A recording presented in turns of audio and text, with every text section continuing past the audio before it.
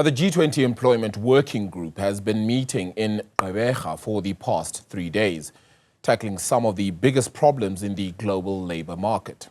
Delegates are discussing youth unemployment, gender, as well as income inequality. Sipha Kema has more. The G20 Employment Working Group is looking at ways to make jobs sustainable and fair.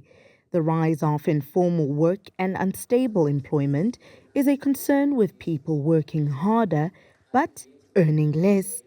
Gqeberha, South Africa's labor attaché at the International Labour Organization, explains why this is a global crisis. The nature of production, of what constitutes an economy in the world has changed. And now everybody has to keep up and try and get into those spaces. And now how can you get quality jobs when you are employed by somebody that you can't even see?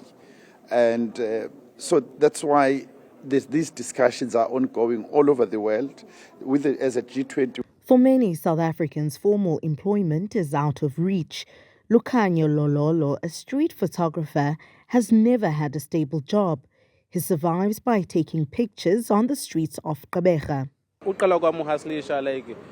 I think 7 years, but mara ukwenza lento ndiyenza ngokuthatha ifoto like 5 years because ngiqale ndazama ezinye izinto like bensenza amabhangala zonke zazinto imikhukhu from there eMthatha Cape Town yabo. So ngoku ndilapha ndiyafota ndibona kona ukuphangana ndiyakufuna kona qha kudala ndizama like ndiyabona nami imitho emisebenzi anqabile, so like mandikhangela indlela yokuphila ndayibona ke nyani ba icamera like iyanenzela imali. Some young South Africans have turned to entrepreneurship instead.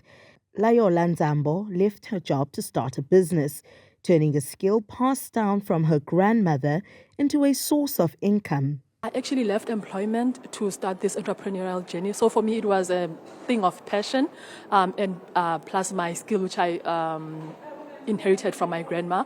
I left employment for that, and it's been 2 years now. It's been great. I've seen growth, especially within, again, the departments that I've mentioned before. They've been very instrumental in my growth as a business owner.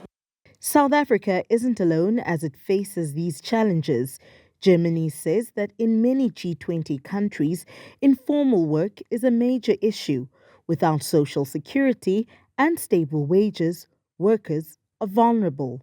In many G20 countries today, the informal economy is the biggest problem. We need to fight the informal economy.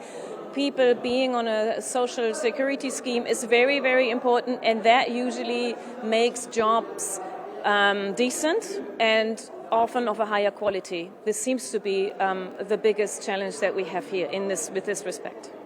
India, on the other hand, is seeing more women enter the workforce, with participation rates doubling in the past decade.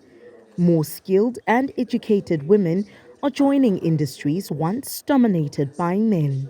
I see one interesting thing of the labor force in India is the growing participation of women, the female labor force participation in the workforce, and that's been growing. It has actually in the last all about 10 years, if you look at the data, the workforce participation of women has doubled in India. It's about 40% plus now. And they are increasingly getting into activities which require more skilling, more education, and data shows that more and more postgraduate women, more and more women who have completed higher secondary school are getting into the workforce.